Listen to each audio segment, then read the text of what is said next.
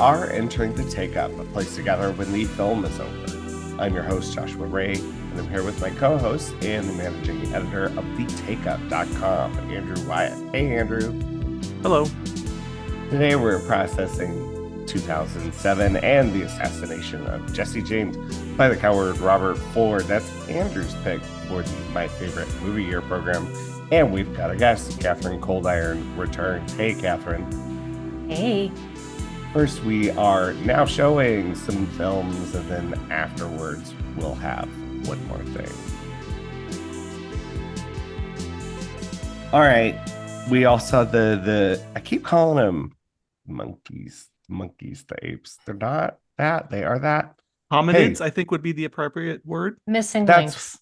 Sasquatch Sunset. I had to say that on live television the other day. Yes, I did review this on KMOV, and I kind of like this thing. This is the new film by the Zellner brothers. They of Kimiko, the Treasure Hunter, a film we talked about probably a few months ago on this podcast, and Damsel. Two movies that are pretty solid to me. Andrew, I think you're a huge fan of Kimiko. I don't know. Mm-hmm. Did you ever catch up with Damsel?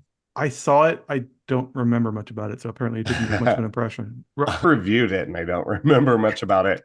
But to me, they are like kind of the platonic ideal of like 3.5-star directors.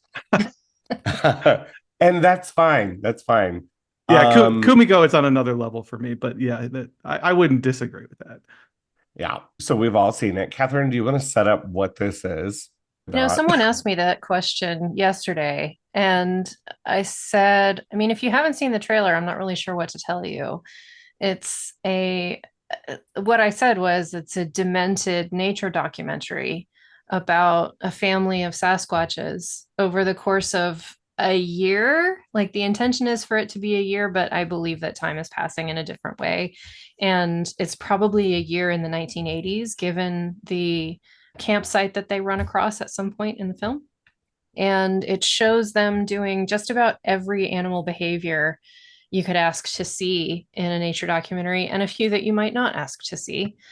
And it doesn't have a story so much as it is kind of a slice of life of these Sasquatches. I believe that it does not need for me to be said that I believe that it doesn't need to be said that this is a fictional documentary about Sasquatches, and that the Sasquatches are played by actors in absolutely astonishing makeup. Absolutely astonishing. I agree. And there's quite a bit, as you might expect of a film of this nature, being released right now, and in particular by these directors. A lot of it is about kind of the effects of deforestation on this group of Sasquatches. Andrew, I'm wondering if you were noticing some of the same cinematic hallmark, particularly Stanley Kubrick and The Shining that we talked about before. I noticed a lot of their filmmaking kind of lifting things from that, particularly like this cloistered family unit, but also in the way that they would occasionally like have slow zoom into something very ominous. But then, of course, it would be upended by like Sasquatch piss. Yeah, I mean, I guess I can see what you're saying formally, at least. It's so different in tone from any. I mean, they are definitely sort of a indie, I think of it as like a classic fuzzy indie dramedy vibe is their modus operandi. Which you do? I don't think. Yeah, I do. Like, they're more formalist than that. But shot through with a certain strain of, I don't know what to say, angst or something. I don't know how to quite put it. So all their films are a little bit deconstructive, I think. But I haven't seen their other films, but I will say that any formalist touches in this film, I interpreted as calling on nature documentaries. Like, it was just very much what I expected to see from a David Attenborough piece, to the point where, honestly, it reminded me of the way that David Dakota will fill up his terrible movies with establishing shot B-roll of nature. Like, we would see a little butterfly and I would be like, yeah, there's some B-roll of a butterfly. Or we would see a badger and I would be like, wow, I bet that was expensive, because it's hard to control badgers. Like, I know you guys both liked this movie, and I found it much more impressive than I liked it. And I thought it was, I could feel that. Yeah, it's not something I don't know that I'll like think about and return to. I think it more surprised me, and I'm not sure why it surprised me that it went to the places that it did, the more kind Yeah. of emotionally wrought places. I wasn't too crazy about it, Catherine. I would say it's not a film. I think like Damsel, I'm probably not going to remember much about it in a year, other than the fact that it's that Sasquatch movie. right. I did like the sort of melancholic, eco-themed places it goes at the by the end. I But thought that was very heavy-handed. It reminded me of Silent Running. I don't know if either of you have seen that, yeah, but the sense of like, this the hippie singing the song about the flowers and the trees and let the children do what they want to do. And I just it felt very hippy dippy obvious to me instead of being moving. Character dramas were sometimes moving, but the environmental message I thought was just very brick in the teeth. Anyone saying about this, but I think I just responded to it in a different manner than you. good soundtrack by the Octopus Project, which band I love. I didn't really know of them, but I do like that kind of main theme that they have is very It's a springtime. it's a little atypical for them too, because they're a bit more of like a electronica, more up tempo electronica, Hmm. spacey stuff. So it's a very much more of an ambient, mournful soundtrack than the stuff I'm used to hearing from them. But as good as the costumes and the makeup is, and it is really extraordinary, I think for me, I never can see past the actors. Like it is astonishing makeup, and yet I feel like I'm watching a bit, if that makes Yeah. sense. For me, I There's didn't an SNL bit to feeling to it. I totally agree with you, but for me it was also that I didn't care to. Like I didn't willingly suspend my disbelief. Yeah, that's fair. For me, that kind of canny valley, if you will, really worked because I mean, the whole idea is like these creatures are analogous to us. They're doing the very base things that we do, hopefully when cameras aren't watching. I don't know. I have taken a shit in the middle of a road. No, I haven't. I In did fear? appreciate, Josh, what you said about it on Camo V when you said that this movie is essentially about human behavior. Yeah. That helped me be a lot more generous to it than I might have been otherwise. But ultimately, I think it's a novelty and a cool one, but not one that I would recommend that anyone sit through. Andrew, I haven't read your review yet of The People's Joker, which is playing, well, the final night tonight at the Webster University Film Series, and then the Arc-Houghton will have it next weekend, I believe, and then maybe more to follow. But tell us about this, I don't know, film maudit, if you will. Yeah. This is so if you've been sort of in film for the last 2 or 3 years, you've probably at least heard of this film, made by a first-time feature director named Vera Drake. I'm sorry, Vera Drake. That's a movie. Made by a first-time feature director named Vera Sorry. Drew. Sorry. Too funny. Why did I say that? Because it was that's right. that Mike Lee movie. Yeah, I know. Vera D, and then my brain went to Mike Lee. Okay, let me try again. Oh no, that's staying in. No, please don't. Vera Drake. Vera Drake making this particular movie would be amazing. Okay, sorry. The filmmaker would be offended, I'm sure. Maybe. It is a unauthorized film that uses DC Comics characters, as you can probably tell from the title, set loosely in a sort of cracked mirror Adult Swim version of the Batman Gotham City universe. This film premiered at Toronto, I think, in 2022, and was almost immediately hit with a cease and desist letter, as I'm sure they kind of expected. And it was another couple of years before apparently the legal entanglements were resolved. There was a small indie distributor named Altered Innocence that picks up LGBTQ films that kind of took a chance on them. And apparently it's, sort of doing these sort of weekend only screenings at a lot of places around the country and creating a lot of positive buzz. I kind of went into it maybe with low expectations because it looked so much like a film that was sort of coasting on both the controversy of being a sort of guerrilla film, poking an eye in corporate IP, but also the kind of like DIY film, very low budget, produced, written, starred, edited, directed by the same person. We as critics tend to kind of grade those films on a curve because if we like their moxie, if you will. So I was kind of thinking that it was going to be that, and it's not that. But I was also like sort of unexpectedly charmed about how many smart, funny, charming, heartfelt things it's doing all at once. It's a trans coming of age tale. The Joker in the film, titular Joker, is we don't learn their dead name. They sort of conspicuously bleep it out, Beatrix Kiddo style, every time it's mentioned.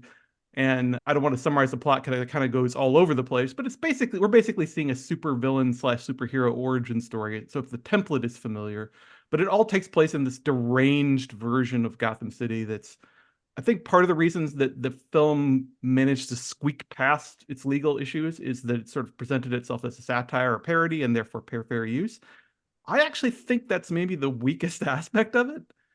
It's not horrendously funny. I don't find I chuckled at it more than I laughed out loud at it.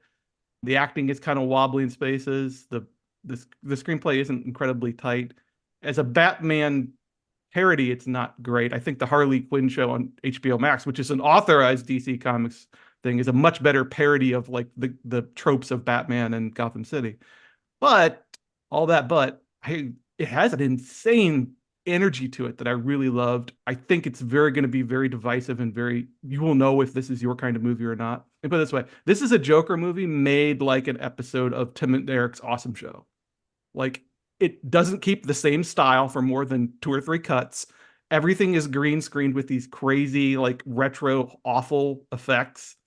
There are at least half a dozen animation styles. There's Minecraft Mishima. There's hand puppetry. There's so much stuff in this movie. It very much gives the idea of Drew kind of like had this opportunity to make this movie, so she dumped everything out of her weirdo brain in one fell swoop. Let's move on to something that I said 15, 16, 17 years ago that I guess I wasn't going to watch it. Why did it take me 17 years to watch this fucking movie? This is Andrew's pick for my favorite movie year, 2007. It's Andrew Dominik's The Assassination of Jesse James by the coward Robert Another Ford. Jesse James. Many's the night I stayed up, my eyes open, my mouth open, just reading about your escapades. They're all lies, you know. It is interesting the many ways you and I overlap. You're the youngest of 3 James boys, and I'm the youngest of 5 Ford boys. You have blue eyes, I have blue eyes. You're 5 feet 8 inches tall, I'm 5 feet 8 inches tall. I honestly believe I'm destined for great things, Mr. James. All right, we're on to our next episode in my favorite movie year. We're fast forwarding 8 years to 2007. Another, I believe, pretty appreciated, pretty recognized movie year for its depth of greatness. And Andrew, you have picked a film that took me way too fucking long to watch. Like, I even bought this on Blu-ray 2 different times. Wow. Like, I bet I'll like that based upon its reputation. And then just never watched it. I think at some point I was like, why do I have this? I don't think I've seen this. I'm selling it. Then I saw it again for like $5. And I'm like, I guess I'll buy it again. Oh my gosh. And then I rented it on iTunes yesterday. Anyway. I mean, I've done the blind buy a lot, but I usually then immediately watch it because I'm curious to know whether it was worth a gamble or not. I don't blind buy and then put it on a shelf and never look at it. No, I do. No. I've had the Brothers Grimm on DVD for, I don't know, 20 years, something like that, and I still haven't seen that one. Watched it. I was in my Gilliam phase, so it was like a completist move, but I still haven't watched it. And then at some point in 2022, I believe, I said, wow, I'll probably never watch that movie. And that was upon the release Andrew Dominik's latest film, Blonde, his adaptation of Joyce Carol Oates' novel about Marilyn Monroe, which I found to be deplorably bad. But Andrew, why 2007 and why Assassination of Jesse James by the coward Robert Ford? We can just call it Jesse James. Yeah, whatever. It's going to be a mouthful every single time. I'll give you that. I mean, I think you're right in that it is. I don't know if it has the reputation that 99 or 39 or some of these other years have, but I do think that people sort of recognize that it was a bountiful crop of that year, particularly in American cinema. But I think that maybe the reason I ended up choosing this, went back and forth between this because there were like 10 movies this year that are sort of stone cold classics in my mind that I could pick. So it was a rich year to pick from. I went back and forth between this and 1968 because I kind of wanted to talk about genre film in 1968 and the changes that went through that year. But I ultimately went with this just because, again, there's so many movies that I really want to talk about. I landed on this one mostly because I feel like it has a very strong following among a lot of cinephiles, but I still don't think it's necessarily talked about as much as some of the other sort of contenders for best film of 2007 you see bandied around a lot. So I kind of wanted to highlight it. Like I don't think we'll have our Zodiac episode eventually, but I don't think we need to convince anybody that Zodiac rules. Whereas I feel like there's wrong. I have friends who don't think that Zodiac rules. They're wrong, but maybe not in our conventional audience. Maybe I don't know. Whereas I feel like this film there's still maybe a contingent of people, even cinephiles, who either haven't seen it or they haven't even heard about it or just sort of know it as that movie with like a bunch of canceled dudes in it. And so like I feel like maybe it needs maybe a little exposure. So 2007, why 2007? Maybe the personal answer is this is around the time I first started writing about movies. So it maybe part of the reason I picked it is that it's a very formative year for me. I started to pay attention more closely and try to regurgitate my thoughts about film into something resembling coherence. So I have a lot of fond memories of this movie year. I think that I won't swear to this, but I believe that Assassination of Jesse James might be the first long form movie review I ever wrote. I'm not 100% about that, but I strongly think that's the case. Ooh, we're gonna Wayback Machine that thing, baby. Bring it out and read it to you. You never forget your first, though. My first was Boogie Nights, so I feel you. Oh, wow. Katharine, had you seen this before? Yes, I saw it, if not on release, then relatively soon after. I ultimately came away with a negative impression of this film.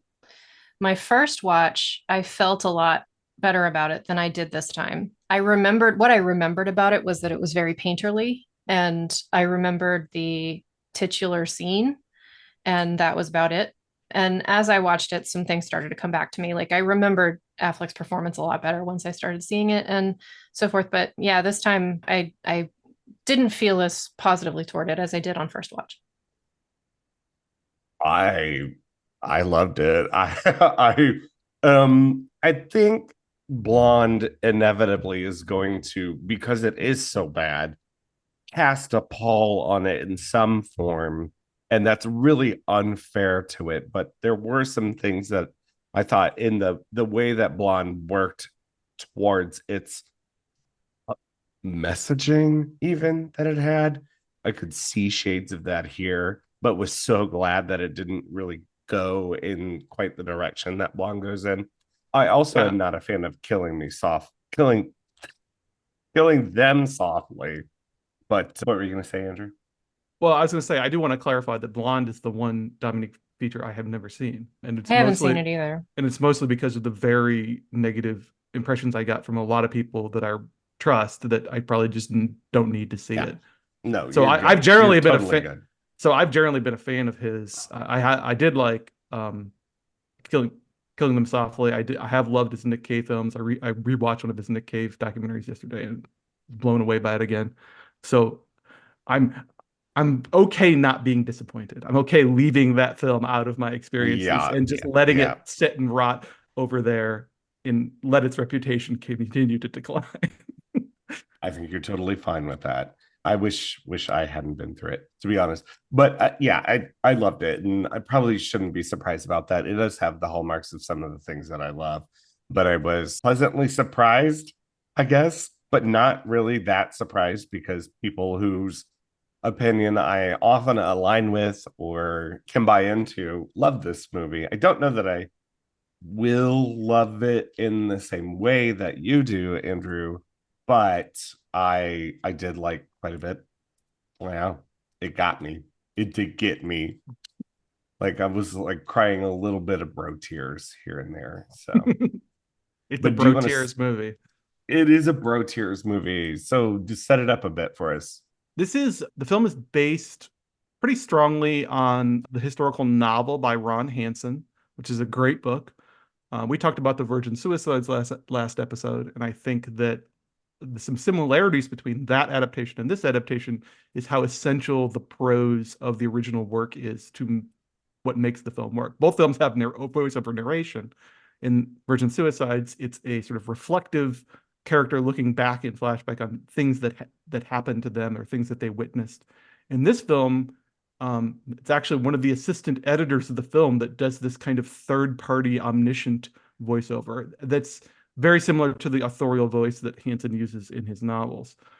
And so much of the language of this film is adapted directly from that. So I do strongly recommend the novel if you've never read it, and as well as somewhat Hansen's a pretty great novelist all around.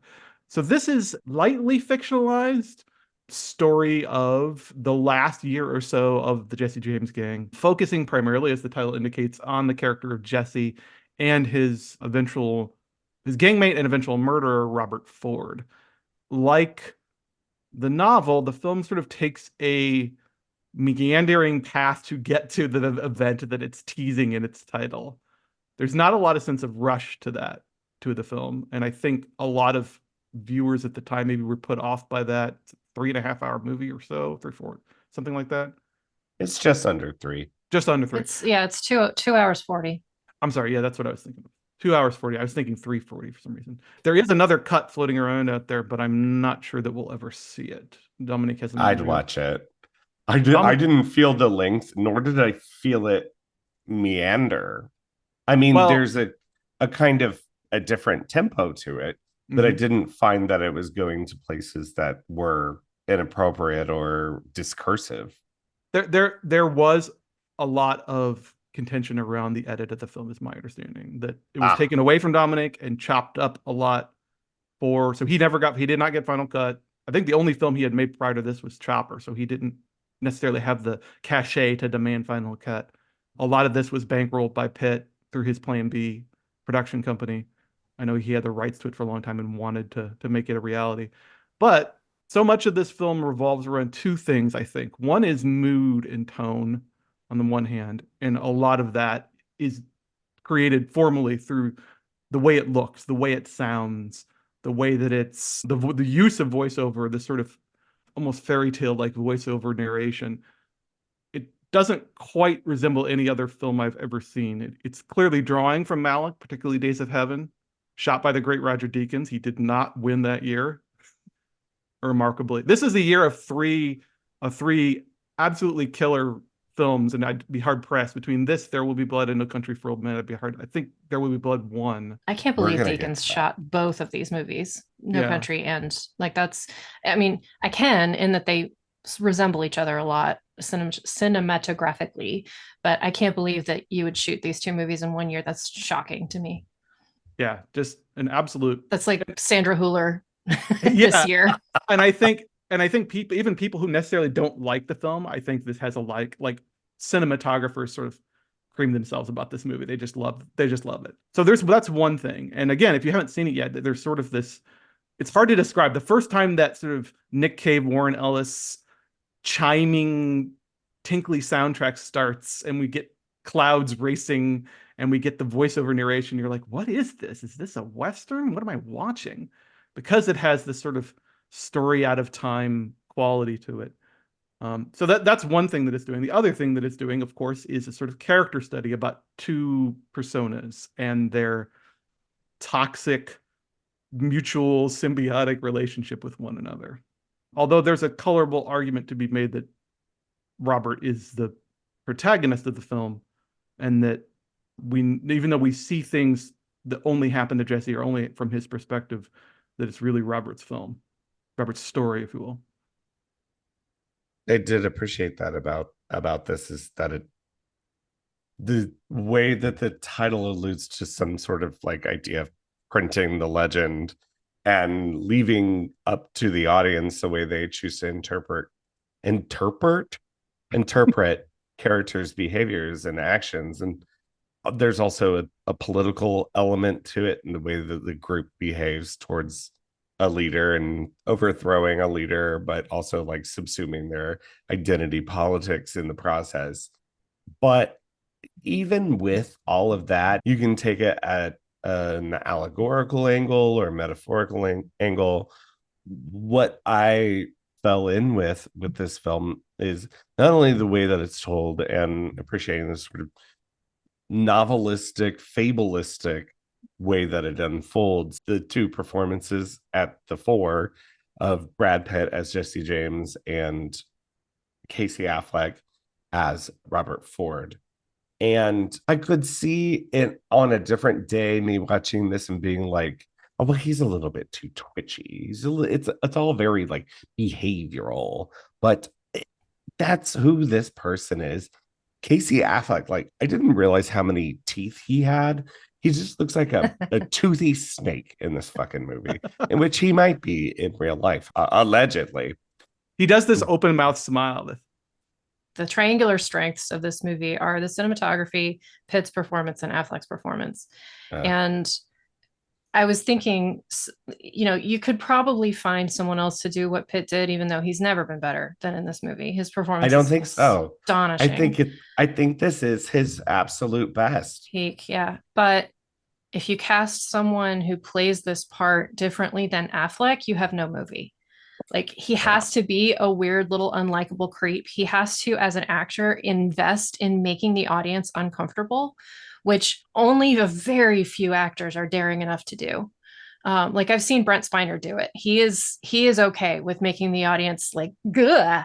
And Affleck has to kind of make you be a little disgusted by him. And without that quality, this movie would just fall apart. It would be impossible to kind of fathom the relationship that Pitt has with Affleck.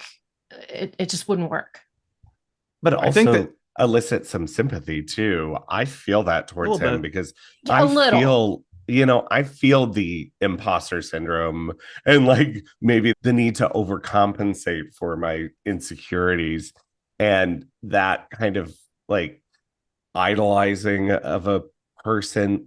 Even his, what you would say are weaknesses, to me are sort of endearing. Not that I'm this person. I'm too ADHD to be this in love.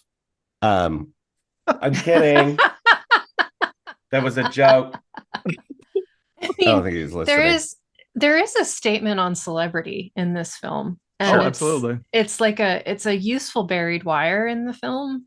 And it fascinates me actually that this is, again, I didn't see Blonde, but to choose to make a film about Blonde after having this kind of statement on celebrity, to choose to make a film about Marilyn Monroe after having made this kind of statement on celebrity, that's an interesting through line for a director. But what if the film you're going to make about Marilyn Monroe has nothing interesting to say about celebrity? Well, that's a problem. Yeah. I do think the celebrity, I mean, this is one of those films that I enjoy rewatching because I notice different thematic threads every time. I do think that the aspect of celebrity and legend and parasocial relationships, for lack of a better word, that people try to leverage into real relationships is something that the film is doing well without necessarily like overly straining itself to do. Like, part of it is that it almost feels like an origin story for a certain type of American experience. That the way I think I described it way back 17 years ago when I first wrote it is, this feels like the first film about information age alienation. And by that, I mean, it's clear that Bob and Jesse are both a bit discombobulated by the parameters of their relationship, that they don't necessarily know what to think about it moment to moment. And some of that put a pin in it. You know, I'm going to have to talk about the love story. I feel like you're disparaging Angelina Jolie and Matthew Lillard by saying that. But but you have a point. The thing that I think it has to say about celebrity is much more about Jesse James's end of it than Ford's end of it. Like the sense that he carries this incredibly heavy weight by being a celebrity. It's a very daring film in terms of characterization, because so Jesse is a good example of that, in that he does monstrous things. There's a great GQ interview with Affleck at the time of the film's release, where he is pretty clear that he personally finds Jesse horrifying, and he's a horrible human being. But part of what he has to do like it was difficult for him to get to a place where he was acting as if he was idolizing this man, because he's just James is a piece of shit. He was a mass murdering Confederado. Like, what is there to like about this guy? So, and part of it is Pitt's performance, right? But one of the things the film does really well is give us Jesse at like his worst, but also gives us these glimpses of a man who is deeply not necessarily regretful, but deeply conflicted about who he is and what the fuck he's doing. Especially now we're at the end. Like this is a epilogue story. This is about the demise of the James gang, and so much of it is about how everything's disintegrating around him. He's suicidal. He's lashing out violently in ways that don't even make sense. What you've just said is why the film didn't work for me, because to cast him as a tragic figure is to me neither interesting nor believable, because he's a thug. And to give him gravitas, as the film does repeatedly in every single damn scene that he's in, is so misplaced that I just felt like it felt absurd, laughable to me that the film would give him all of this weight of an Oedipus, of an Odysseus.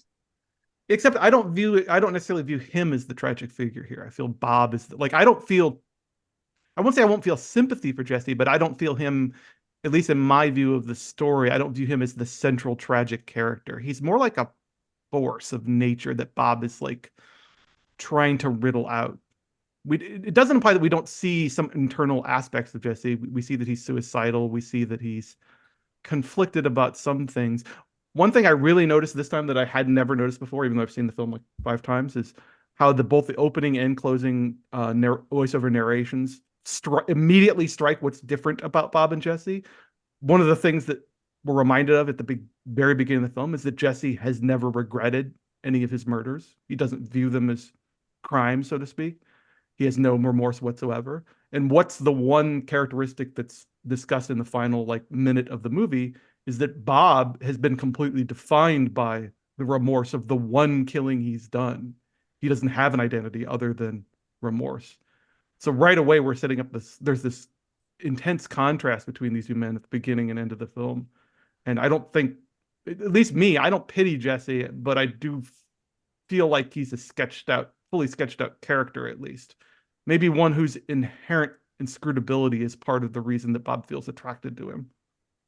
And that inscrutability to me, like, is where the position of the film is as being Bob's viewpoint, or in having the kind of ironic complexities to prop him up and to dissect his legend status, but then to show what a literal psychopath this person is, to me is extremely interesting. It's sort of the whole thrust of the film. I think there's enough distance from Jesse himself to make him this figure, but then to start to deconstruct how this figure came to be through Bob's eyes. And the fascination that Bob has with him says a lot more, I don't know, about Bob's pathology than I think it does about Jesse's. Nevertheless, there's still these glimpses into, even though he says he doesn't have remorse, like he beats up Bob's little nephew or cousin and does the most despicable, disgusting thing, and like immediately starts to cry. That's not the character that I understand him to be, which is kind of confusing to me as an audience member, because it's really upending what my expectations of this person are. It's erratic, and I think that's by design. Yeah, it's really erratic, and it is like the crushing weight of this supposed legend that he's trying to be is too much for him. And I mean, when I talk about crying bro tears, I'm talking about crying in a way of, how did it get this way? Like, how did it come to be this way? And there is something very tender about the relationship between the two of them, because one purports to understand the other, and the other one is utterly fascinated with his own fascination of himself. And I think that is that is more interesting to me than it being like this golden hued hagiography of Jesse James. Have either of you seen the Sam Fuller movie I Shot Jesse James? Hmm. It is this film but told by Samuel Fuller, and it is a little bit even more like clear-eyed about celebrity, or probably a little bit more simplistic about celebrity, and it invents some things like Robert Ford shooting Jesse James because he needs to protect his girlfriend from the feds or something, and of course that's not here. So but then the playing on this, what's become an American myth is really interesting to me too, in the way that these two very different filmmakers have done it. I mean, one of them is a tabloid cigar chomping journalist, and the other one is raised on cinema. Well, you say that, but I had this feeling as I was watching that this film doesn't know enough about the imagined West to create a new poetry of the imagined West in its own. So, the imagined West, for our listeners who may not know, is a general umbrella term for the mythology of the American Wild West. Much of it, created while the Wild West was still in occurrence. The gunslingers and the dames and the bad men riding into town and the posses and the Jesse James of it all. That's kind of this mythology of the freedom of being out there and being buried with your boots on and yeah, like all of that. That's all the imagined West. And John Ford was a great myth maker of the imagined West. He also broke that myth irrevocably with The Man Who Shot Liberty Valance. Yeah. And then it was sort of fractured further by all the work that Sergio Leone did to make the American West into the Italian West. And then in the 90s, you have this reinvention with Unforgiven, and then further with No Country for Old Men, which came out the same year as this film. And Cormac McCarthy is a great, great, great, great breaker of the imagined West. And this feels like it wants to have its cake and eat it too. It wants to create the landscapes and the fetish objects and the bro tears and the cowboy poetry of the imagined West without showing the postmodern ugliness underneath it. And you guys are talking about the ugliness underneath it in the personified by Jesse James, but I just keep thinking about the extreme heartbreak and like the villainousness of Gene Hackman in Unforgiven, and how you see little shards and pieces of that in Brad Pitt's performance, but not the whole thing. Yeah, that's fair. I don't think that there necessarily is, despite the towering presence of James in this film, I don't think it doesn't feel like a typically monstrous villain performance the way Hackman in Unforgiven does, or some of the more monstrous characters in Ford's films. Like there's nothing as bound up and anal and inflexible as Fonda in Fort Apache. No, Fort Apache. Or in Once Upon a Time in the West, even. Once Upon a West. I don't know. Like part of it, I guess the element where I see that as a positive. I appreciate that, but I find it muddled instead of being ambient and poetic. I think it's sort of doesn't. I think it misunderstands. That's fair. I feel like, I guess with the one place where I do see this as a tragedy, it has the aura, not necessarily of like a Greek tragedy where there's a character who commits hubris and has to suffer for it, but more a sensation of that things are spinning out of control, and that lots of different factors are flowing together to create this situation where violence is going to happen one way or the other. I mean, that's what the title is, right? It's this promise of violence is lurking over the whole film. It becomes a bit of a misdirection because it mischaracterizes 20 minutes later. It mischaracterizes how that violence unfolds slightly, but there's a sensation like the whole plot depends on Dick Little not keeping it in his pants. Like nothing else that happens after Dick decides to try to seduce Woodhite's father's new bride. Everything that comes after that, It really does. yeah, It really does. but Was that that sense man of really named that? yes, Dick Little, real man. So, do you think he was the way he was because he was named Dick Little?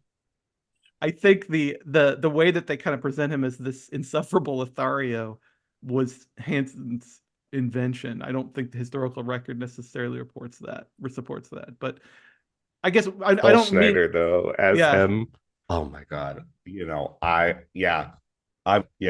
Between Mhm. this and Bright Star, Bright he Star. plays a really good like awful person who's still somehow charismatic.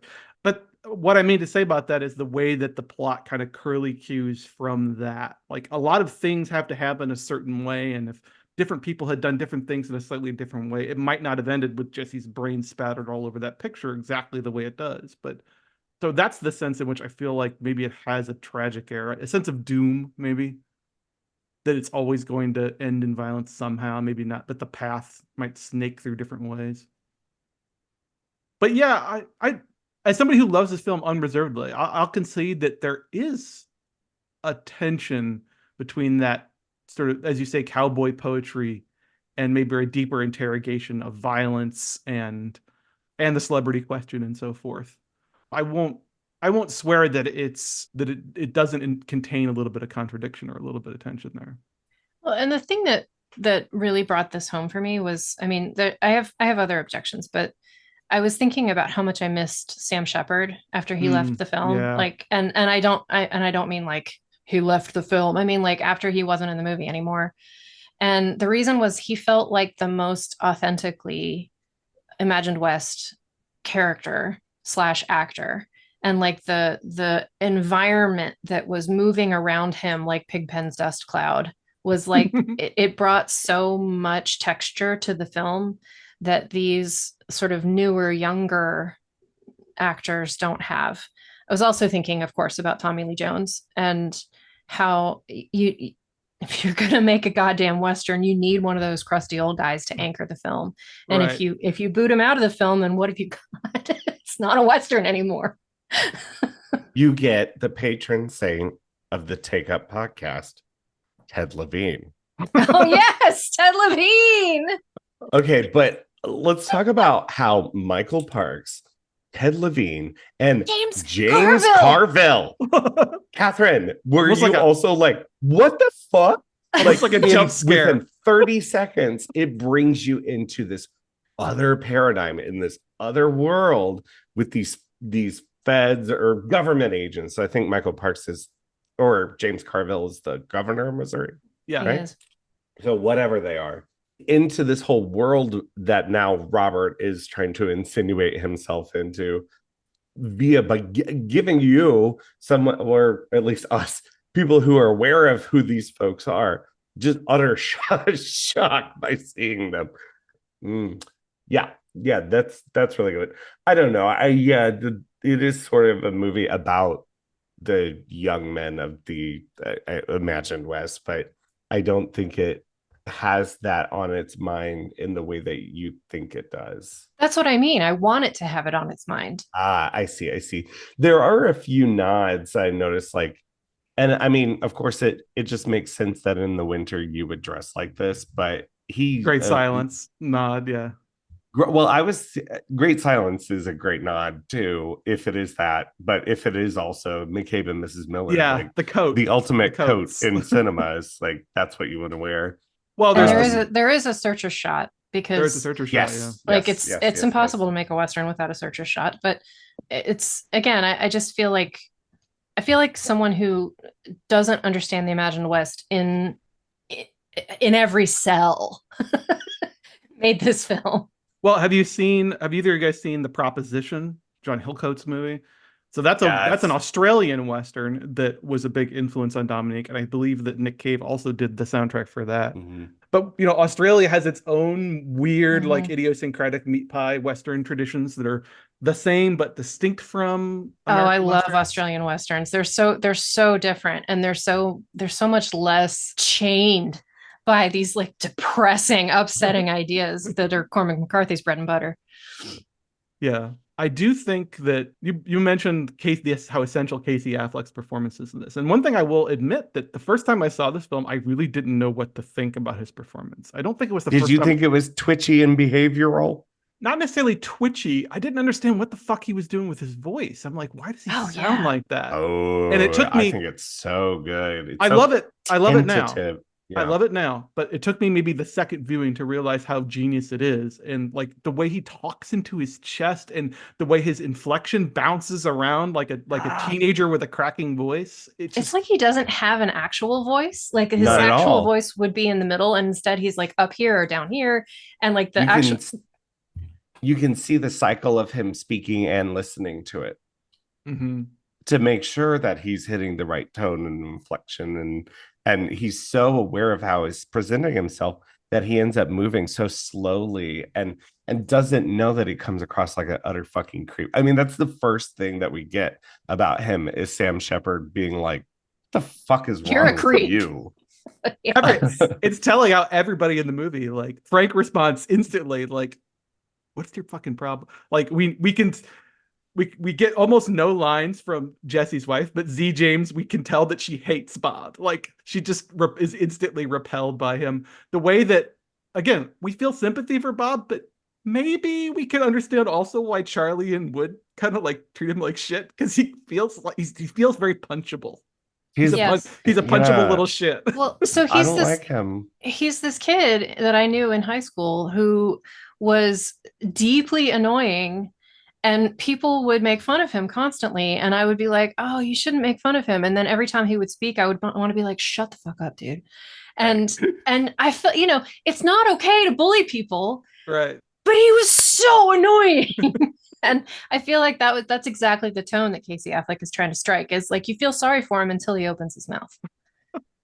Do we want to? I mean, I don't know that I want to, but do we want to get into one of the questions the film has in its end about this masculine idea of cowardice and why Robert Ford is turned into that kind of figure by the public?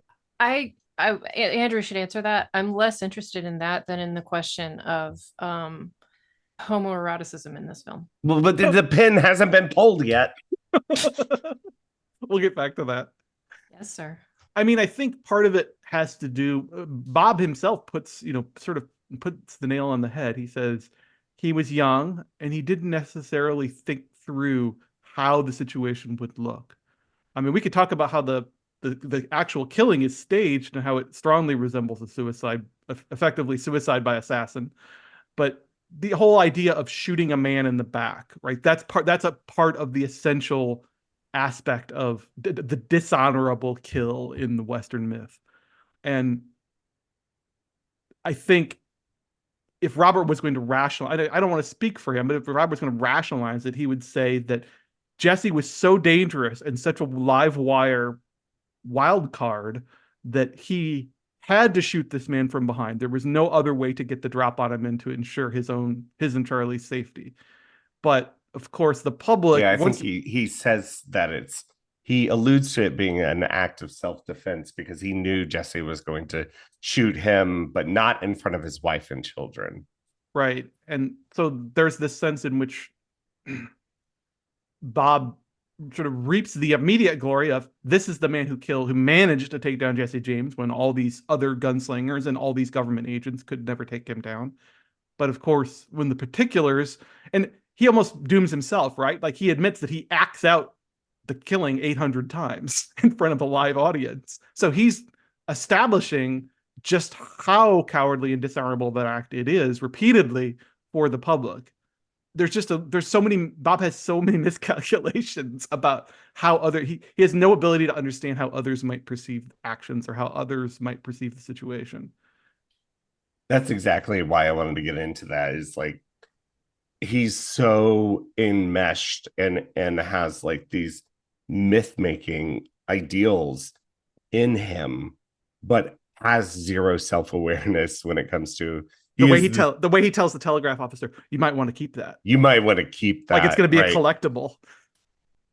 Oh, that's what's kind of heartbreaking to me, is this delusion that this person is under, and every step that they go through is a step towards something that they ultimately achieve, and ultimately is empty and knows no bottom until it ultimately reaches it. That's what's upsetting to me about this, is his lack of that kind of awareness, even in the end, when he is someone who is aware of what he's done, because he gets to sit with it and sit in it for the self-awareness doesn't alleviate it. If anything, it makes it worse the last years of his life. You know what they're also not self-aware about, Katharine Coldiron? Kisses. They want to kiss each other. So this is a film that is not remotely interested in women as an audience, like not at all. And it declares that in the first 5 minutes with just disgusting things that the men say to each other around the campfire. My wife loves this movie for what it's worth. I mean, you're both smiling, but it's like it's the worst stuff. It's the worst stuff. And pro-Confederate to boot. John Ford would never. And I said it. And I mean, why do you cast Mary Louise Parker and give her 8 lines? That makes no sense. It's all right. I get the feeling that some of that has it does make sense in that, like, you look at those two and like, oh, they're a celebrity couple, but I'm with you there. I did not really understand her. Like, you want her saying shit. Like, you want, and in real life, she was his cousin, his first cousin. Oh, I didn't know that. Yeah.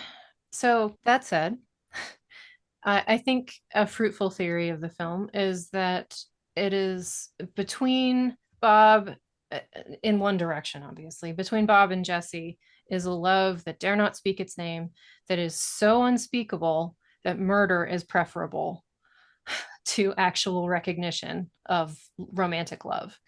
And I want to know why that doesn't upset you, Josh. Why would that upset me? Well, because I was thinking about the stuff that you said in Deliverance when we recorded about Deliverance, and how like it was just the absolute worst thing that could ever possibly happen is sex between men. And that's what the movie positions. And I feel like this movie is positioning something similar about romantic love between men. And that would piss me off if I was a gay man. Well, don't project in that way. That's not going to look good. But what I think there's a difference between the reaction that Deliverance is looking for in anal sex versus from the audience.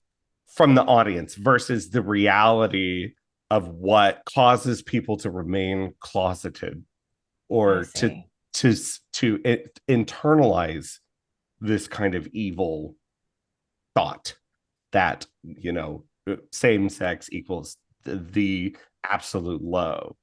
I think Deliverance is looking for, isn't this the most awful thing that can happen to you? To whereas if this contains that stuff, which it does, and it doesn't matter if Dominic says it does or not, because I'm looking at it like this is unrequited love. The way that you can explain why Jesse is even interested in Bob is that there's some sort of attraction there, and we don't have to put it like a love label on it. It is this instinctual pheromonal attraction between these two people that kind of can't be denied in the way that this film depicts it. But Jesse is also a pretty classic abuser. The way he manipulates, especially the way he treats Bob and Charlie in the latter half of the film, the controlling nature of it. So I feel like if there's attraction on Jesse's part, it's maybe sort of the toxic he sees in Bob somebody who he like the utter devotion of Bob, the willingness to crawl through the muck to do whatever Jesse wants is part of the appeal for Jesse. If we're going I to take think it from that a negative perspective, yeah. Yeah, I think that's fair, but I think that only buttresses the idea. Yeah. You know, we've all been in Romance, toxic relationships. I romance, think they but not work the that way best too. romance. Right. Yeah.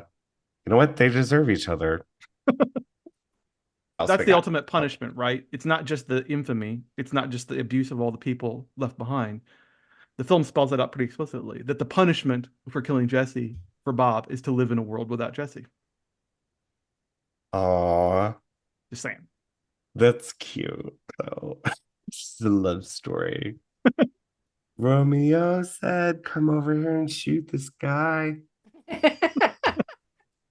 We haven't mentioned Sam Rockwell at all. Oh yeah. And I just want to remark that some casting director is winking to herself at casting these two weird, creepy little guys as brothers, Sam Rockwell and Casey Affleck. Like these two guys who are supreme at playing weird creeps. I mean, this is I love Sam Rockwell in this. These dudes, the movie. I Weird Little Guys, the movie.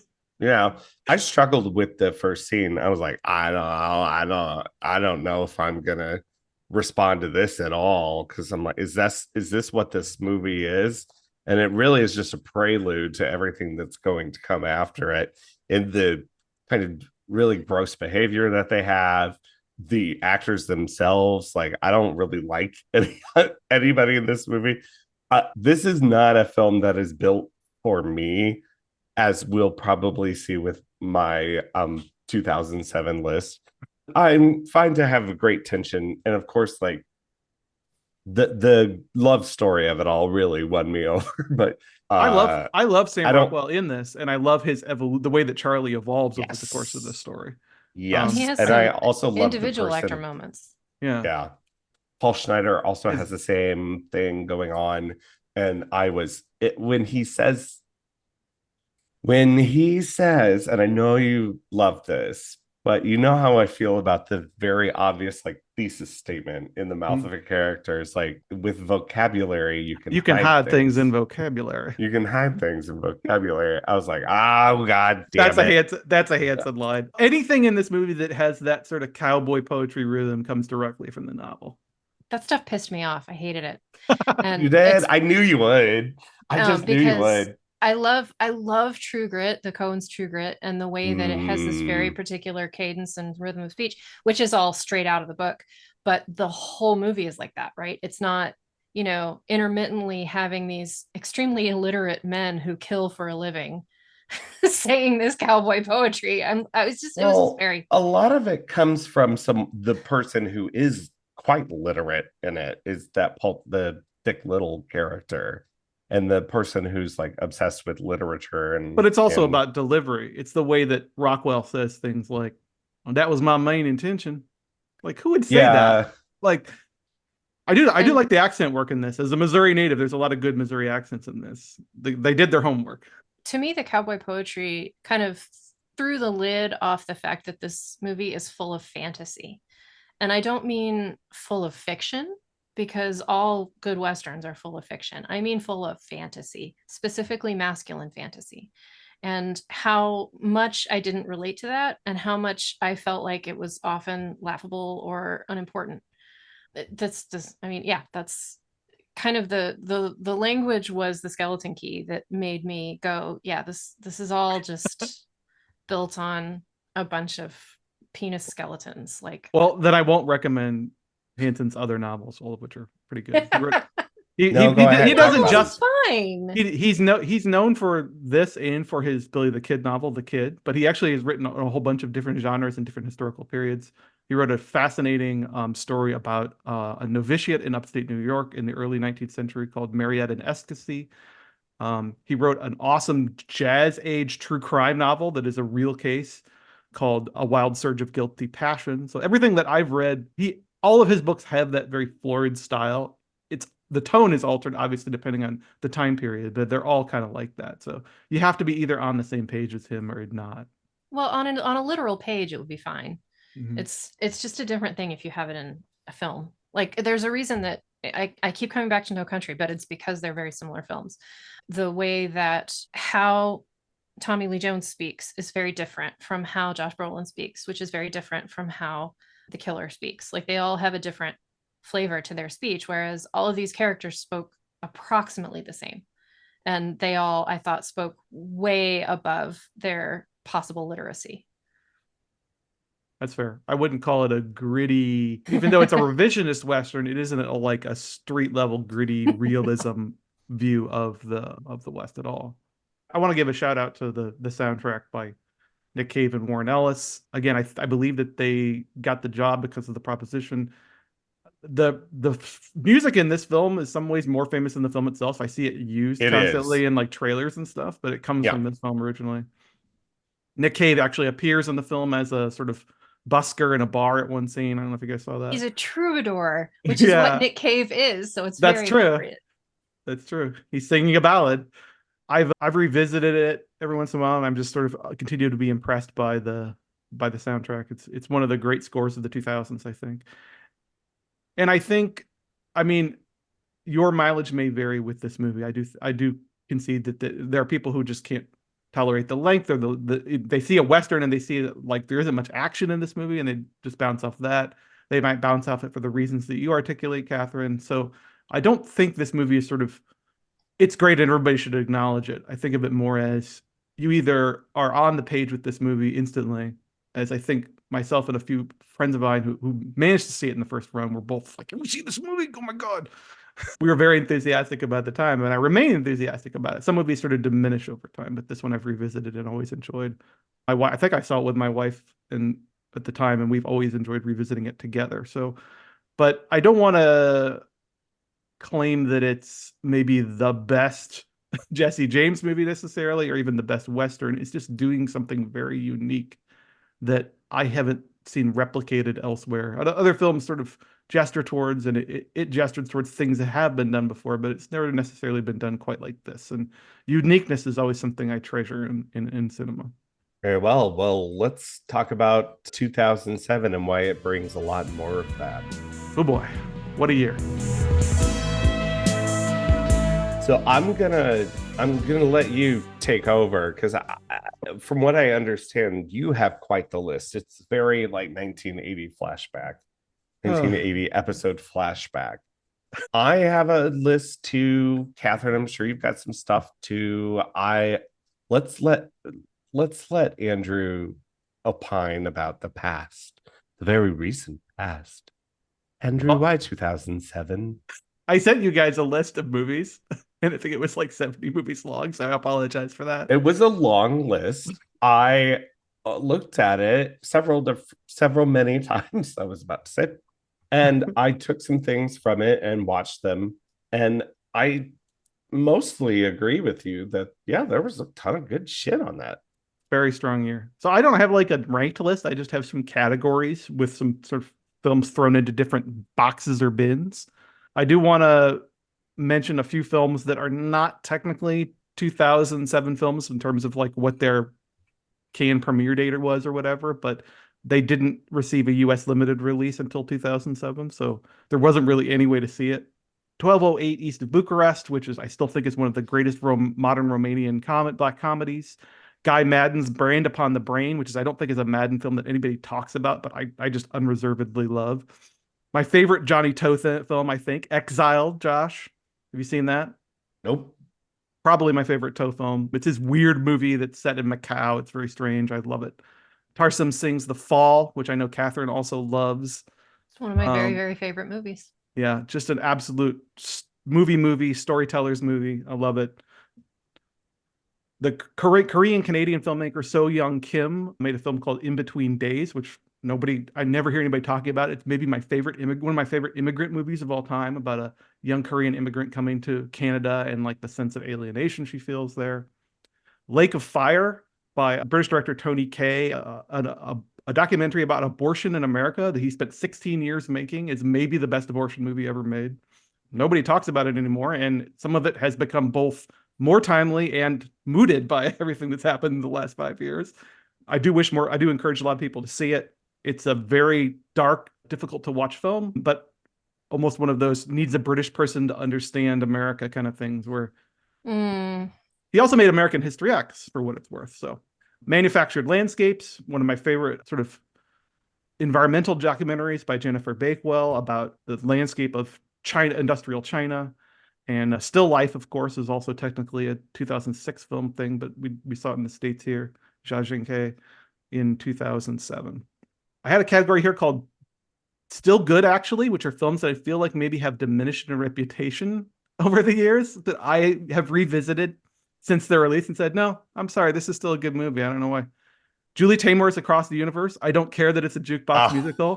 I love that movie. I love it. I don't hate care. that fucking movie. I don't care. I love it. I love hate it. that fucking movie so much. You're such Sorry. a nerd. You're Sorry. such a I love it. I love that you love it. It's so endearing to me that you love it. Sorry. Speaking of Casey Affleck, Gone Baby Gone, which is, I think, the Ben Affleck movie that everybody forgets about, but I still kind of feel like is maybe his strongest film. I think it's better than The Town. Yeah, everybody talks about The Town, but I feel like this is stronger. It's got an awesome structure, great performances from Casey Affleck and Michelle Monaghan. Is that another Dennis Lehane? Dennis Lehane, yeah. Oh, right. I don't think it did well, or we would have gotten a whole series about those PIs, Kenji and Durano. He wrote a whole series about them, which is kind of disappointing because some of the best Kenji and Durano books are not Gone Baby Gone. Amy Ryan win an Oscar for that? I think she was nominated. She's like two scenes, but she's a barn burner. Yeah, but she used to talk like this and blah, blah, blah. No, just nominated. Sorry, but Juno is still good. Jason No, Reitman, Diablo Code. I still love Juno. Is that 2007? Yeah. Oh my God. What a crazy year. I haven't seen it since it was in theater. And I revisited it. I liked it again. I like it still. That's a very professional review. King of Kong, the documentary. A lot of fun. Yep. Yeah, which I feel like was a very formative documentary, but you don't see many people talk about it anymore. I feel like that movie is a really great companion to the Jesse James. Yes. It is in a weird way. It is. Yeah, it is. I just the sort of, and it's got that quality that is something I love, and I don't see that often in literature. I remember it very distinctly in Jonathan Strange and Mr. Norrell, in the sense that you think you know who the protagonist is, right? And then eventually that just changes over. John Carney's Once, I still love it. I'm sorry. Won't apologize for that either. It's been turned into musicals and shit now. I know. Do people hate Persepolis now? Because I hardly hear anybody talk about Marjorie Satrapi, and like she went off and made a Marie Curie movie that everybody hated, and The Voices, which is really very weird, terrible. Movie. Yeah. No, I think if anything, like her career has probably not lived up to Persepolis and what it promised. Yeah, but I think people love that movie. I think everyone watches it in high school now, so maybe that's the problem. Yeah, I think so. My knowledge of it is that people are the general reputation is just read the book. Just don't even bother. Just read the book. I've done both, and I still love the movie. I'm an animation buff though, so anything that's like does cool things animation wise, I'm always interested in. Yeah. Okay, next category I have is major minors. So these are movies that I think are just fabulous, but they don't often get discussed as the best tier for their respective directors. Yeah. The Darjeeling Limited, Wes Anderson, which I wouldn't even necessarily put it in my top 5 Wes Anderson movies, but every time I think about it, I get excited and love it all over again. Great movie. So it really builds on those like familial feelings from Royal Tenenbaum and makes great sibling movie. Yeah, makes it so complicated and is such a loving tribute to Indian cinema, specifically Satyajit Ray. People will tell you that like them literally dropping their baggage at the end of the movie on the train platform is too on the nose, and those people are bad writers. Eastern Promises. This was the year of Eastern Promises. Like, is that up? Is that a minor? I don't feel it, but if you say David Cronenberg, they still talk about old David Cronenberg. They don't necessarily. Yeah, I talk guess about that's true. But also, if you're going to talk about a Cronenberg with Viggo Mortensen, you're going to talk history about violence. History of violence. And I think there's people who don't know History of Violence exists and just know Eastern Promises. Yeah, I mean, I feel like it's one or the other, right? You're right. There's some memes. There's some Eastern Promises memes, so maybe that's it. Yeah. I mean, just naked wrestling. Yeah. Um, The Edge of Heaven by Turkish-German filmmaker Fatih Akin. This is not a film I hear anybody ever talking about, and I fucking love this movie. This is the one that's like, it's a multi-character, like hyperlink multi-character drama about people in Turkey and Germany. I love this. This is my favorite of his film of his.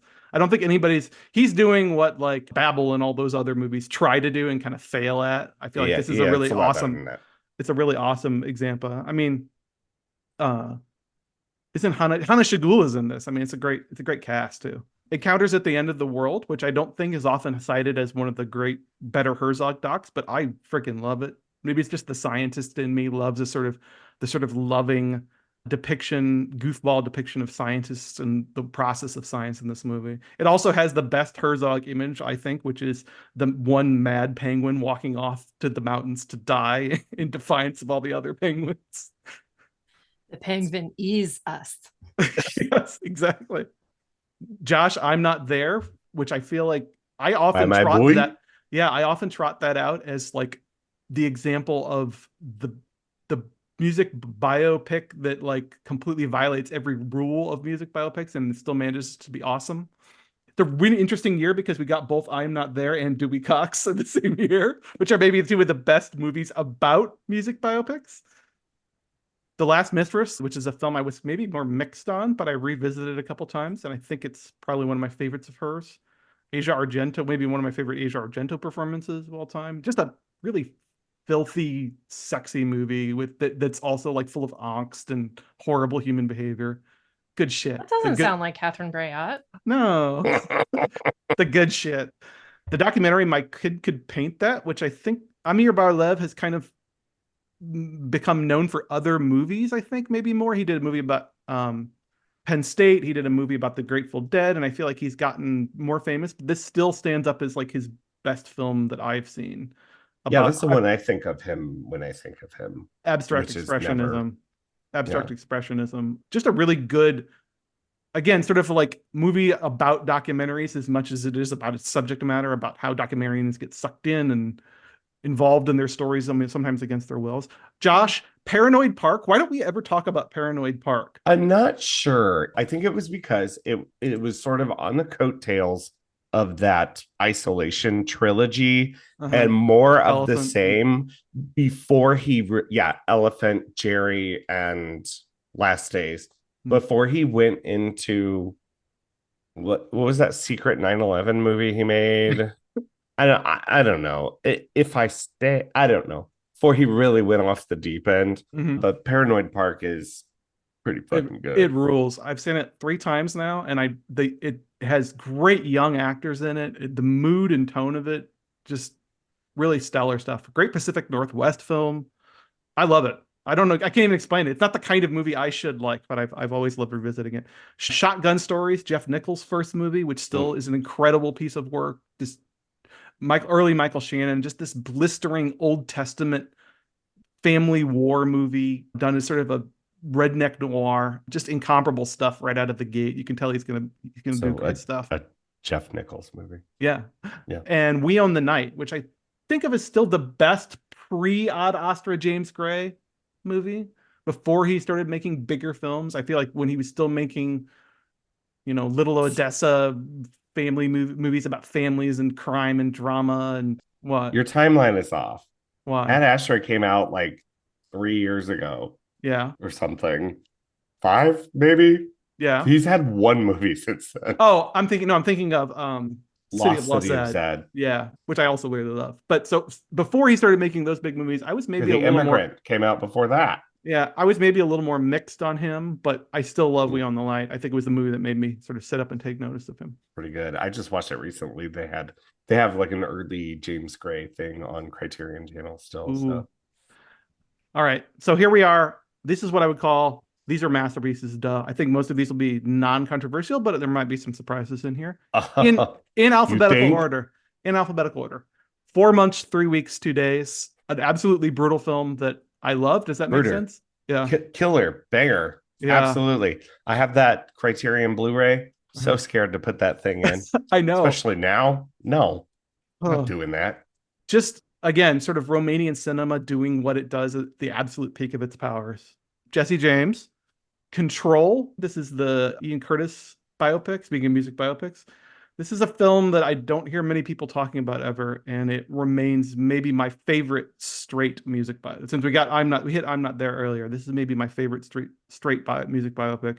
Maybe a little bit personal bias here because I do love Joy Division, but just I love the aesthetic of it. I love the approach it takes. I love the emotionality of it, the performances. It's a perfect version of itself, I think. I forget it exists because one of Olivier, it might be his very first feature, Olivier Assayas's films is called Disorder, and is like a faux Joy Division band who are about to get their big break but decide to commit a crime, and then things happen after that. Yes, okay. I would definitely check it out, especially if you love depictions of Ian Curtis, I guess. Death Proof, which, again, I don't think people typically hold it up as like top tier Tarantino, but every time I think about it, I just can't get enough of it. That's a movie that I've shown to people who claim to like Tarantino and have never seen it because they don't know anything about it. I'm like, you love Tarantino, you've never seen Death Proof? Some people are stupid. So, I mean, I know it's not my turn to talk, but I want to say about Death Proof. When I was researching my epic Kill Bill essay, I read a bunch of different things about Death Proof, and the reason it tends to elude Tarantino scholars because it doesn't genre mix the way that his other films do, but it also doesn't have a recognizable genre all its own. The only thing close is a Hangout movie.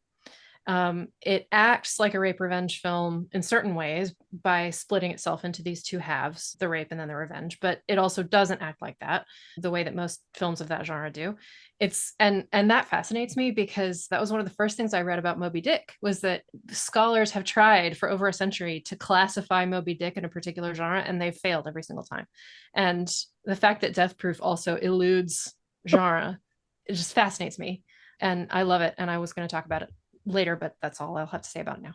No, that's a great point. And structurally, it is such a bizarre film, and yet it doesn't, that structural bizarreness and the extent to which we're just hanging out with these women for so much of the runtime doesn't detract from the satisfying quality of the final revenge in any way. If anything, it makes it more intense or something. I don't know. Just love it. I can do without, I know you mentioned Grindhouse, Josh. I can do without Planet Terror. I don't really care about it. But the director's cut of Death Proof is where it's at for me. Michael Clayton, which I think has a certain following among certain cinephiles, but every time I revisit it, I just reminded how fucking top to bottom awesome it is. Tony Gilroy.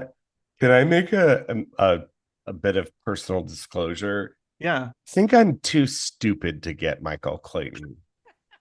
What does that mean? I don't believe that at all. It's a very talky movie. I don't think I understand what's going on in Michael Clayton. And therefore, I'm like, yeah, the horses. Yeah, the bread. Tilda sweating. That's where that comes from. Yeah, the underarms. It's funny. Michael Clayton actually reminds me of Network. So yeah. Well, I guess I understand media more than I do the law. Environmental tort. My Winnipeg, Guy Madden again.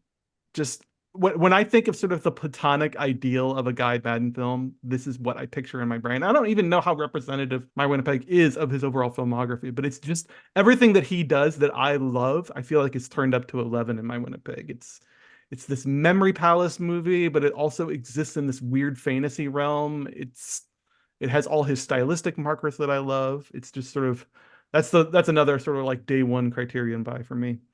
No Country for Old Men.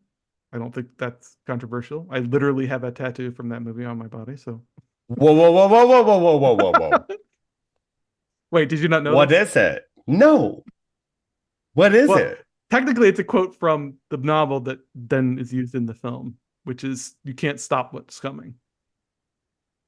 It's my memento. It's my memento mori to remind me that can't do anything about the fact that I'm going to die. Is it? Where is it? Is it a tramp stamp? No, it's on my leg. Cormac McCarthy tramp stamps, very popular. My Cormac McCarthy. I love that. I think it's the second tattoo I ever got. I think anyway. Second. Second, needless to say, I like No Country for Old Men. It is probably, if you put a gun in my head and said pick a favorite for this year, it's probably the one I would pick. Pick a favorite for the year. Yeah. Is that what you said? Yeah. If I had to. Ratatouille, which I still think is probably the best Pixar film ever made. Certainly the best. Certainly appeals to us.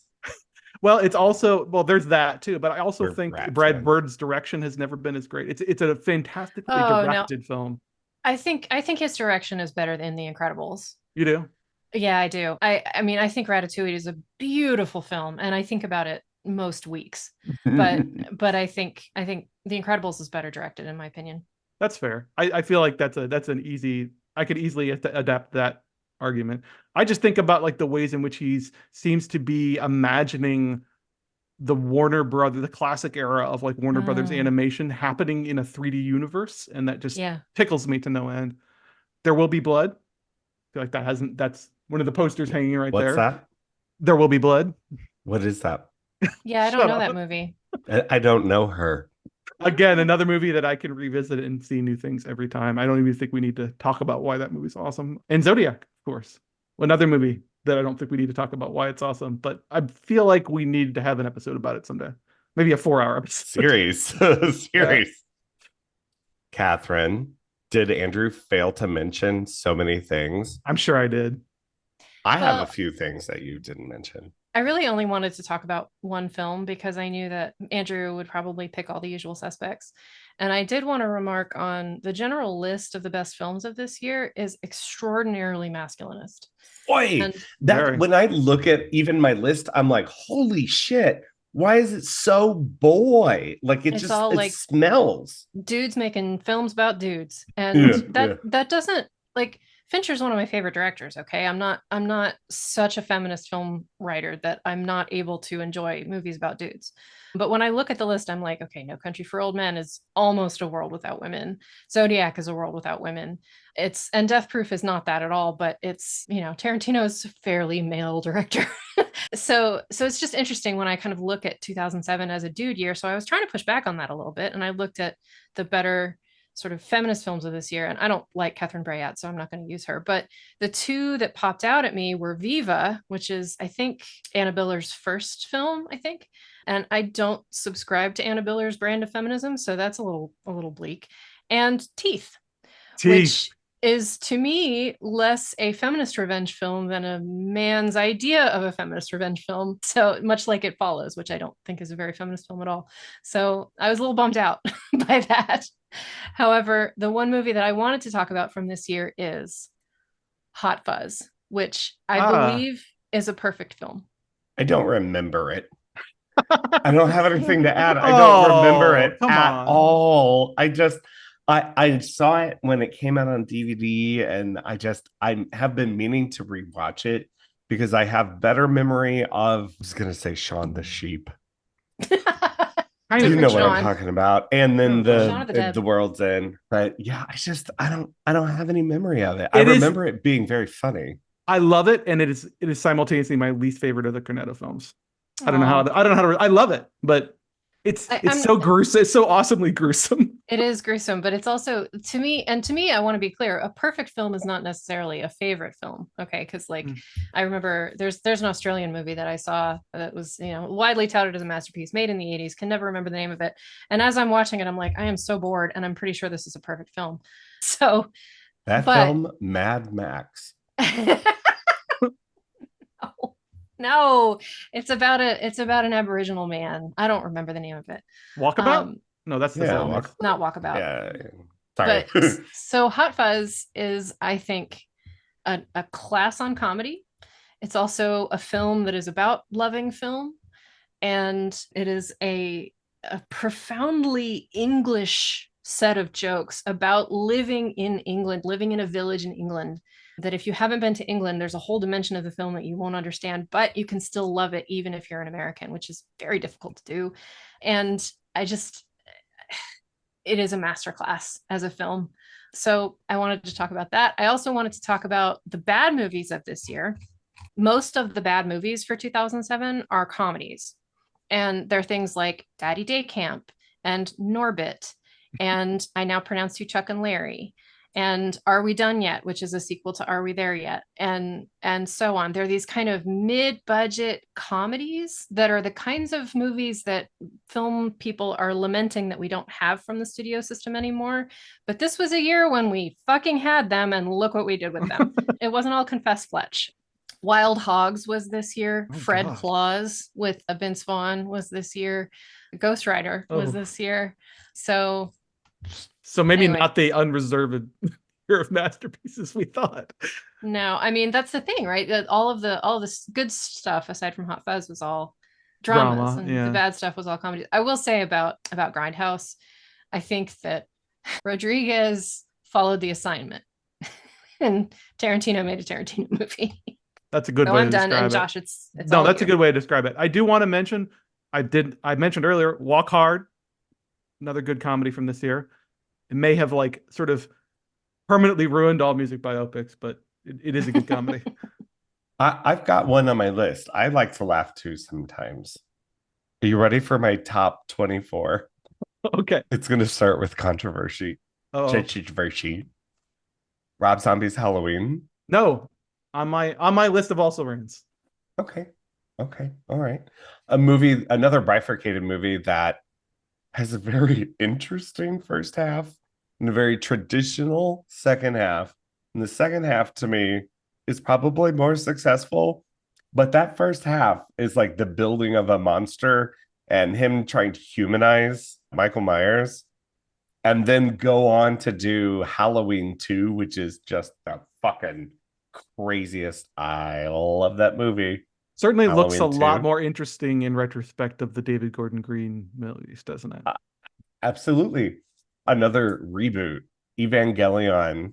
Hideaki Anno was doing a reboot series that ended last year. And so he's got Evangelion point 1.0. You are not There's so many alone. of them. There's so many of them. I can't keep track. 4. Olivier Assayas's genre movie, Boarding Gate. Yeah. Another Asia Argento flick. My comedy is when I watched it recently, I was like, this is very funny, but it doesn't make me feel good. Smiley face.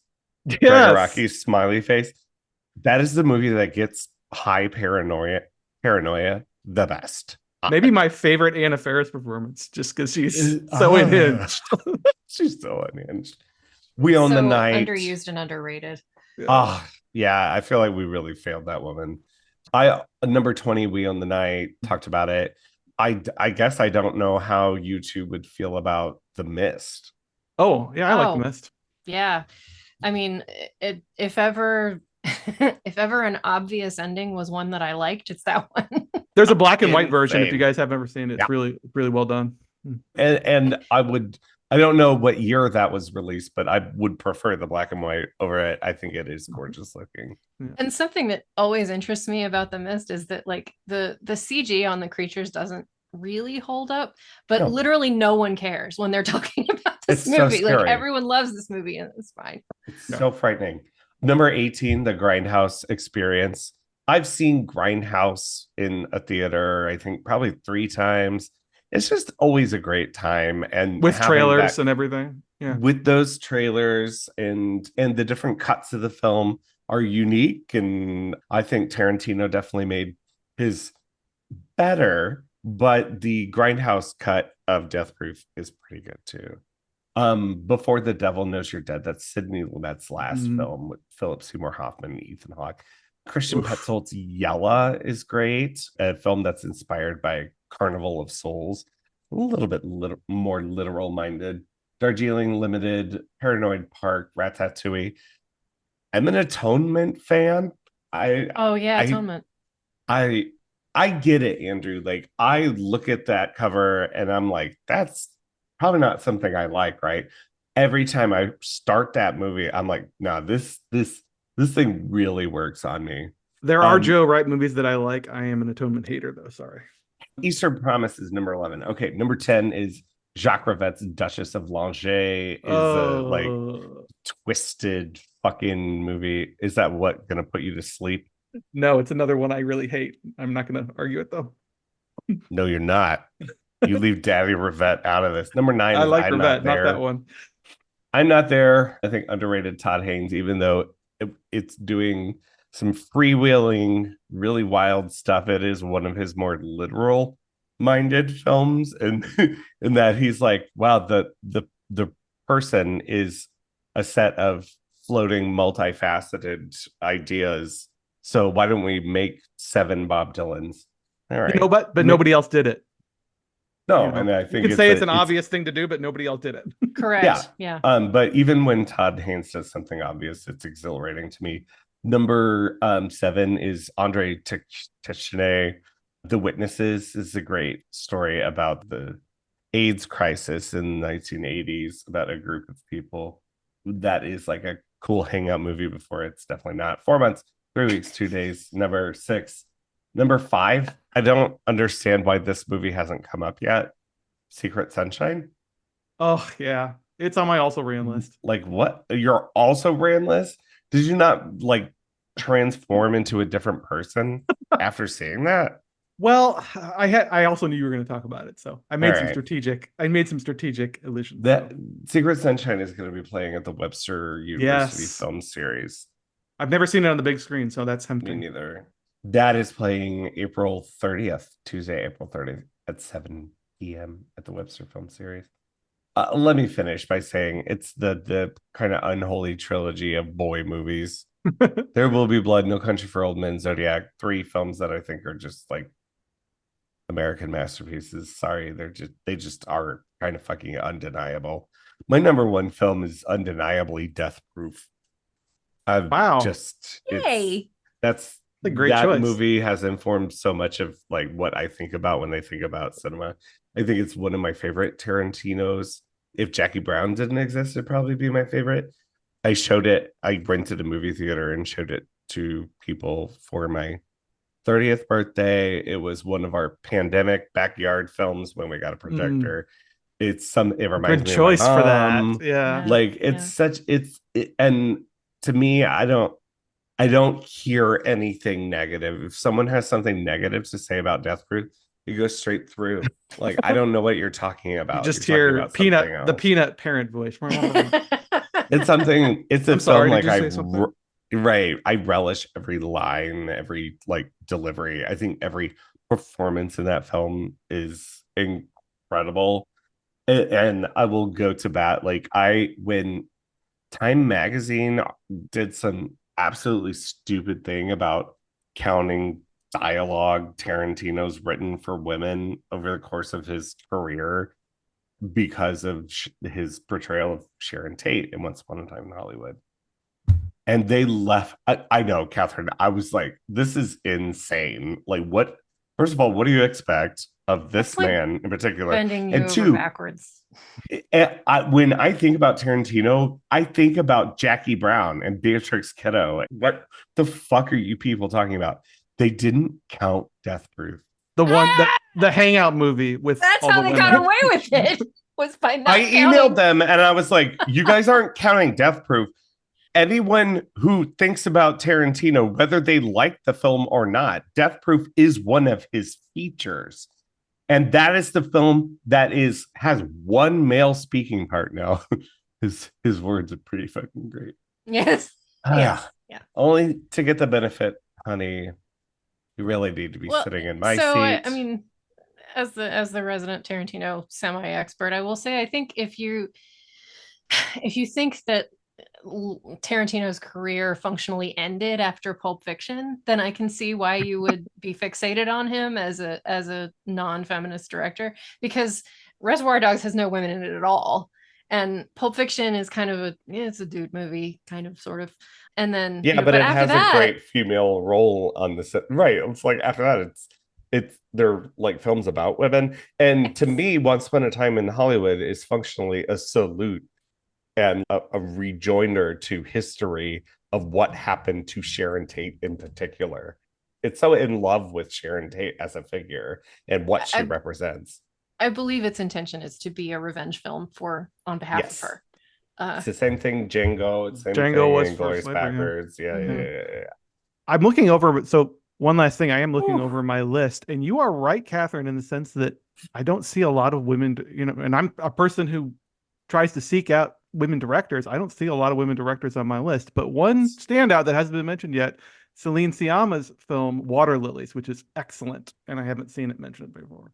Well, I did watch it for this, and I Yeah, feel several different ways about you it. didn't like it? I kind of like her I in a liked it. slightly creepier, not Hitchcockian. What's the word? Maybe De Palma-esque It's like mode. no, it's like more Highsmith than anything. Yeah, that's it. Yeah, it does have a little bit Great of Ripley performance, flair great And like and good performances in it. performances, but I started thinking too hard about how old Adele Hanel was when they made that film. Yeah, well, So it's yeah, French. and yeah, I mean, I guess. I don't want to it's fairly common that all of the best movies of the year prior to 2000 are going to be directed by men. Like that's how it is. But Yeah. I noticed that the 2007 best movies are particularly masculine energy Yeah, it's focused. that when I look at my list, like I just see a lot of boy shit, you know. Some of that maybe just happenstance too. Like I'm moving forward 1 year and back 1 year, and I'm seeing Yeah. it's like this was the year that almost all the great female filmmakers took a year off or something. Yeah, Like, yeah, yeah. No, I mean, exactly. That it was so interesting to me to see that, like in the yeah. middle of a time when female filmmakers were getting more and more opportunities to have this 1 year that was jammed with dudes, dudes, and more dudes. All right. Goodbye, 2007. Next episode, we'll have a guest on. Alex McPherson, local film critic, has picked Jim Jarmusch's The Dead Don't Die. 2019, I think, is also a pretty good movie year. Been You looking at my know, list. I didn't think of it, and then I saw Alex at a screening, and he started reminding me of everything that came out that year. I'm like, holy shit, that was a great year. We didn't know how good we had it before we had it so bad. Anyway, we got one more thing. Every episode, we round out with one more thing. And on this episode, I think Catherine's going to go first. Well, to counteract the sausage energy of 2007, I am going to recommend a movie called A Question of Silence, which is on Criterion Channel right now. It is a 1982 film from Marlene Goris from the Netherlands. I first saw it a few years ago on Another Screen, which is an occasional streaming project by the feminist film mag Another Gaze. And A Question of Silence is about a trio of women who kill a male shopkeeper for apparently no reason.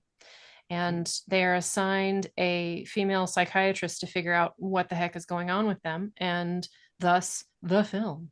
It is a great meditation on female rage and on the laugh of the Medusa, as Hélène Sixou has it. And I really recommend it. It's a thoughtful, interesting film, and it is like it was made in 1982, but it hasn't aged a day. Sounds fascinating. So like a Leopold Loeb story, but the No, feminist not like version that of at that. all. But Well, in terms of like the crime, it seems irrational from the outside, sort of thing. yeah, well, that yes, yep. I'm excited to dig into her work, like just from the frame that they chose for the actual program. I wasn't aware of her as a filmmaker, and then I started looking. I'm like, oh, I'm aware of this and that, but the choices that they made in particular are fascinating, and I keep meaning to do that, but I keep having to watch fucking Abigail or whatever I have to review. I hate this life. There's not enough It's left to not watch enough. everything we It's want. not enough. So Andrew. wait a minute, pause. Oh, Do they have yeah, other what- films of hers on Criterion as well, or is it Yeah. just that? I think There's they have more. I think Okay. it's Four part of or five? yeah, like I think it's, if I'm not wrong, it's part of the sort of like there's a collection with some Lizzie Borden films and then some of her films, and so I think they have Okay. more than a couple. Catherine, where can people find you? They can find me at kcoldiron.com, on Twitter at Fairy Frigida, on Letterboxd also at Fairy Frigida, but my reviews they tend to be like 2 sentences and they say mean things. So Twitter is probably better. And I have a book of short stories coming out in just about 2 to 3 weeks. So Woohoo. check that out. Yay. And you can find the link to that on kcoldiron.com. Yes. Very good. Andrew, what's your one more thing, baby doll? Whoa. I haven't had lunch. So I feel like we haven't had any true successors for YouTube film essays after Every Frame Painting kind of closed up shop a few years ago. There are some that are good, but I want to highlight two that I think are sort of keeping the flame alive for intelligent criticism, and they're sort of a matched pair. Thomas van der Linden and Thomas Flight, who had a podcast together for a while, but they're in separate sides of the Atlantic. I think Tom is Dutch and Thomas is American.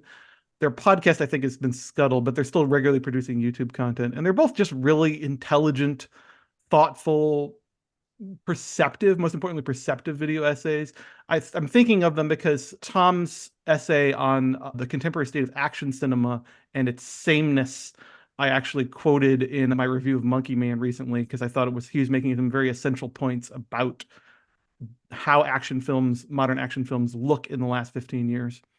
So that's a good example of one that he did recently that's very good. Has a maybe more philosophical approach. His channel is called Like Stories of Old. He is kind of a cinema bro in some ways. Like he has a big Christopher Nolan fandom and so forth, but he also does really long topical, rather than focusing on specific directors, he does long topical essays. He's got an extraordinary video essay about anti-war films and their inherent impossibility. He's got some great, again, he does stuff on Christopher Nolan, but he's also got long form stuff on Bela Tarr and Terrence Malick and Akira Kurosawa. So I know he has a partnership with Mubi he occasionally exploits. So he does really good work over there. Thomas Flight is maybe the more technical nerdy. He does a lot of stuff about sound design and editing and cinematography. But again, he has really interesting essays about all kinds of topics, performance. He does some TV stuff too. He's done some really great essays about Better Call Saul. So I highly recommend both of them. They're worth a sub. They don't produce a ton of content, which I think is good. If you got somebody who's producing a new fucking video every week or every 2 days, that they're just sort of a YouTube content mill. They're farming reactions or whatever to stuff. These guys don't do reaction videos to trailers or anything like that. They do true video essays, which I think there's a place for the former, but I generally prefer the latter. So highly recommended. Tom van der Linden and Thomas Flight on YouTube. You might have heard the video to one of their, or the music to one of their videos playing in the background because I was doing my research. I was looking. I saw a picture of Natalie Portman in May December. I was like, oof, there's one thing I like is talking about May December. And where can people find you? The best place to find me is on Letterboxd at AWyatt76 and also at The Take Up, where you can find my writing regularly. Cool. I've got one more thing, and that was that I went to the Wisconsin Film Festival. But the college town, isn't it? Isn't it a college town? It's a bigger college town for a huge campus. The University of Wisconsin-Madison is there. Mm-hmm. And you might know that that's kind of a prestigious place for people who are in the field to study, mostly because of the faculty there. And David Bordwell, recently departed film essayist, theorist, and academic. But they have been doing the Wisconsin Film Festival for 25 years now. And this one seemed to me to operate quite a bit like our St. Louis International Film Festival, except it's not really tethered to like an award season. But the programming is much smaller. That's one thing about SLIF is that it can kind of be overwhelming. And the programming here was excellent. The thing that really drove me there, and it got me to drive there, was they were showing Ryusuke Hamaguchi's latest film, Evil Does Not Exist. Ooh. And that was not disappointing whatsoever. I'm so excited for people to see it, for us to be able to talk about it. And I think we'll talk quite a bit about it. Best of 2024 nominee? Absolutely. Yeah, absolutely. I think right now it's probably sitting at number 2 behind another film that I saw there that we've already talked about on this podcast. Do not expect too much from The End of the World is my number 1 with a bullet. What a right film. Now is really a monumental film about how we live now. I've been calling it the movie about the enshittification of life. And the minute it was over, I wanted to watch it again, which I think is like the highest recommendation you can give to a movie. It is like one of the more densely packed with ideas films of someone just driving in their car for 3 hours.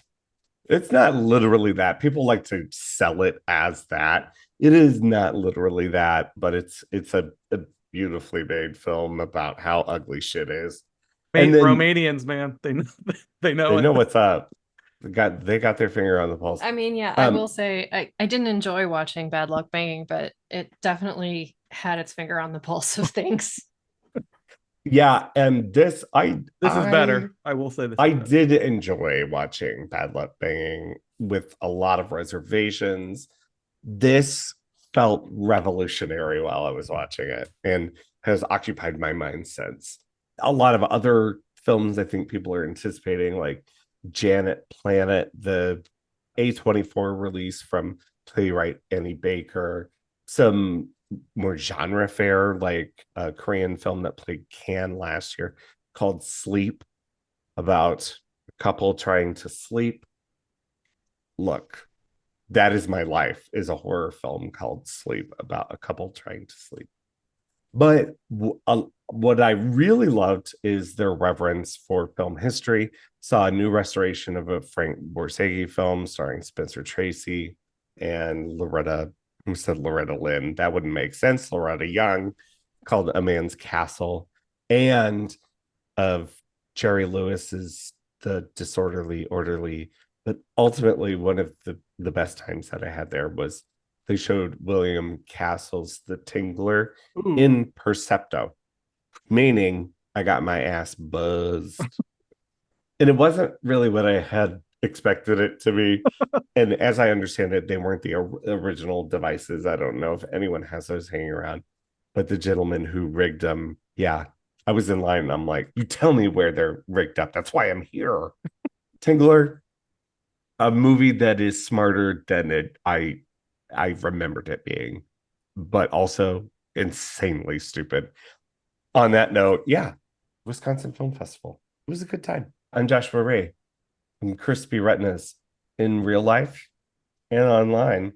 But you can find all of us at thetakeup.com. That's the take/up.com and at the Take Up STL. Like I said earlier, we'll be on to 2019, bringing us up to the recent past. Our guest, Alex McPherson, bringing us The Dead Don't Die, a film I definitely have an opinion about, but I'm willing to change. And it's going to give me an opportunity to catch up on some Jarmusch that I have not seen, which is I'm going to seize that opportunity. I'm going to fill in gaps. We will be doing that one next. You'll see us in a couple of weeks with that. And then we'll move on to our next mini-series. It has definitely been decided. We floated some things. I don't know that we've decided. We did float too. So until next time, you can cut it off at which has definitely been decided. I could hear the theme music after that. Nice. Which has definitely been decided. Bye.